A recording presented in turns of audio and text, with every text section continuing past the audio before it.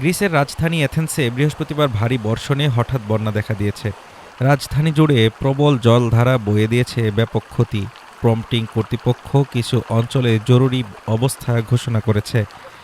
বার্ষিক কয়েক মাসের সমপরিমাণ বৃষ্টি একদিনের নামার কারণে শহরের বিভিন্ন এলাকায় ১৭০ মিলিমিটার পর্যন্ত বৃষ্টি রেকর্ড করা হয়েছে। এতে গাড়ি ও বাসস্থান পানির নিচে তলিয়ে গেছে, আর সড়কপথ ও অবকাঠামো ক্ষতিগ্রস্ত হয়েছে। কর্তৃপক্ষ জানিয়েছে, এই প্রবল বন্যায় অন্তত ২ জনের মৃত্যু হয়েছে।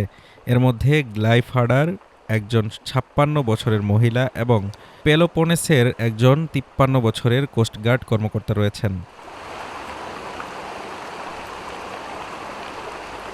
ঝড়টি পূর্ব দিকে এগোতে থাকায় গ্রিসের পশ্চিম ও দক্ষিণাঞ্চলে বাতাসের গতিবেগ ১০০ কিলোমিটার প্রতি ঘন্টার বেশি পৌঁছেছে।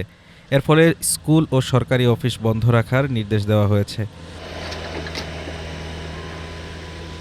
ফায়ার ডিপার্টমেন্ট জানায়, রাজধানী জুড়ে বন্যার সঙ্গে সম্পর্কিত ৯০০-এর বেশি জরুরি ফোনে সাড়া দিয়েছে তারা। প্রধানমন্ত্রী কিরিয়াকোস মিৎসোতাকিস তার পরিকল্পিত দাভোস সফর স্থগিত করেছেন।